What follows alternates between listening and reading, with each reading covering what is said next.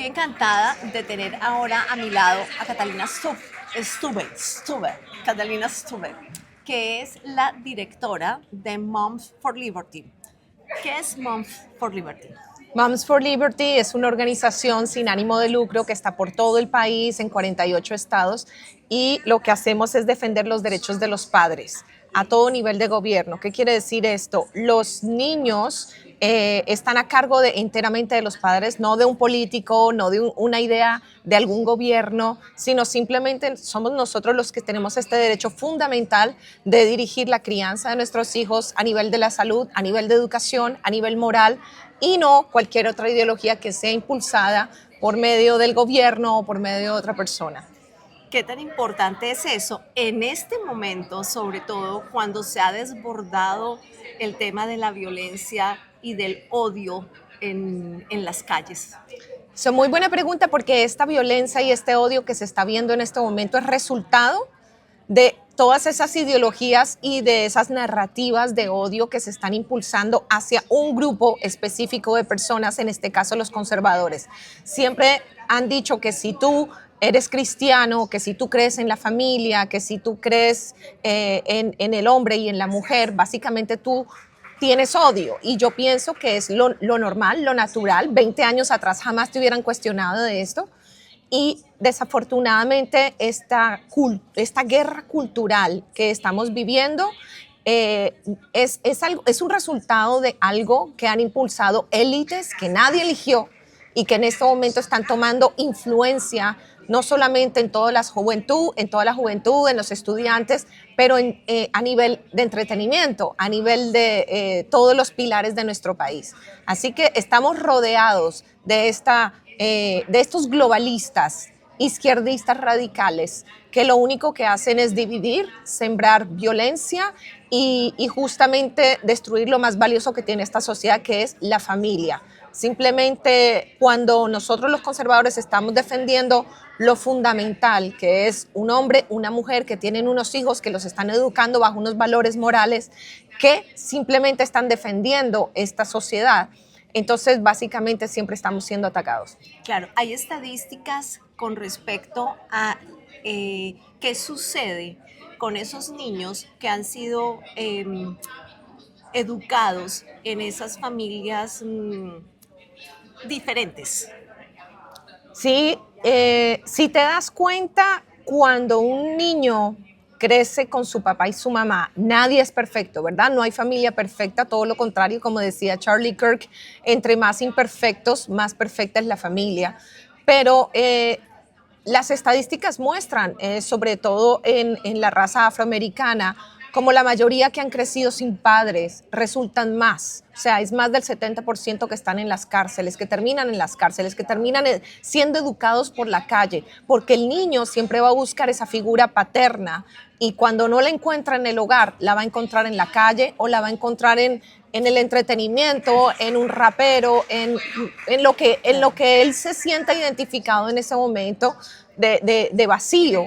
Y eso es lo que tenemos que luchar para mí un futuro es un futuro donde la familia está protegida, donde no se le está apoyando a la mujer a fomentar una familia monoparental, pero para fomentar una familia constituida por el papá, la mamá, arreglar, educar, construir, reparar, y simplemente ofrecerle un futuro más seguro con con un environment, ¿cómo se dice? Con un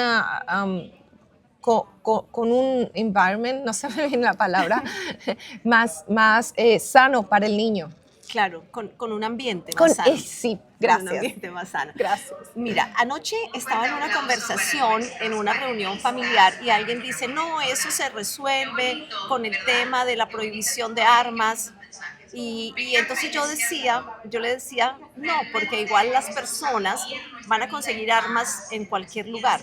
El criminal siempre va, Creo yo que la educación en valores es más importante que la prohibición de armas. ¿Qué opinas tú de eso? Bueno, 3 cosas. Primero, eso, si fuera cierto, en China no hubiera problemas, o en Venezuela no hubiera problemas, o en Cuba no hubieran problemas, pero los criminales, número 2, siempre van a tener acceso a las armas. siempre, ilegalmente, que es lo peor, y de manera más peligrosa.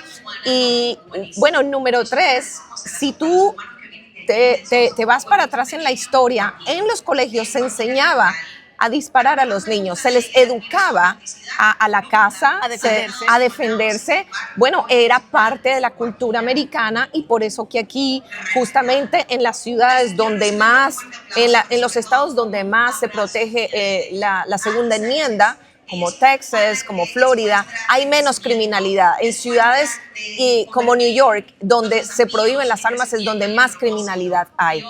Entonces, simplemente no hace sentido esa narrativa y desafortunadamente lo que tú dijiste, o sea, el criminal siempre va a tener acceso a las armas, le estás quitando el poder de defenderse al ciudadano. ¿Por qué decidiste meterte en todo esto que tiene un trabajón y que además es muy desgastante porque tienes muchas opiniones encontradas, genera mucho conflicto? ¿Por qué decidiste tú ingresar y abanderarte con esta idea? Yo pienso que inicialmente yo quería defender personalmente a mis hijos. Yo vi el adoctrinamiento ideológico en las escuelas de mis 3 hijos. Vi cómo mi hija estaba completamente sexualizada y todo el ambiente y el entorno de mi hija estaba completamente sexualizado. Intenté cambiar de colegio, yo pensaba que yo era el problema, que yo pensaba que yo era muy como retrógrada, como muy, y yo le decía, no es normal, o sea, para mí todavía esperar para el matrimonio es algo válido, es algo que tú deberías de tenerlo. Es respetable. Ya, y entonces yo no entendía por qué había una cultura de sexo recreativo. Después, cuando mi hijo de apenas 7 años llega a la casa pensando que los niños pueden quedar embarazados, y él en su mentecita pequeña decía, a mí me parece tan bonito, pero para las mujeres, no para mí. Decía, yo no quiero, o sea, no entiendo. Entonces me recuerda, él me decía, ¿por dónde va a salir el bebé? ¡Wow! ¡Qué fuerte! Y entonces yo le decía, mi amor, no te preocupes. Y él me decía, pero es que la maestra me dijo, Google it. Y en ese momento, Google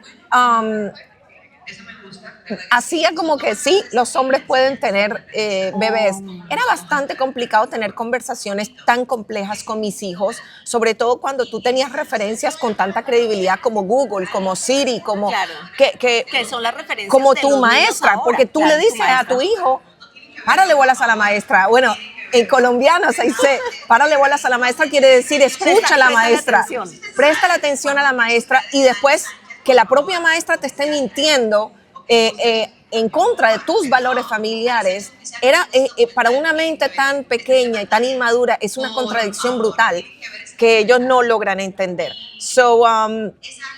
Para mí, entrar y parar esto era lo principal. La única solución inmediata que yo vi es educar a mis hijos, así que desde ese momento empecé un homeschool, sobre todo para los 2 chiquitos. A la grande le expliqué absolutamente todo, la intenté involucrar en movimientos conservadores, incluso ella fue presidente de Turning Point USA, y le abrí muchísimo los ojos, pero ella estaba demasiado confundida, los niños también. Poco a poco vi cómo los niños empezaron a fluir mucho más a nivel académico, mucho más a todo nivel. Tenía su círculo de la iglesia, de amigos. Entonces, para mí, al principio cuando yo me metí en esto, era más para proteger a los niños, pero yo decía, tengo que salvar los otros niños también. Claro. Y entonces empiezo a hablar con otras madres, empiezo a buscar soluciones, y la única organización que tomaba acción en esto era Moms for Liberty. Moms for Liberty pasaba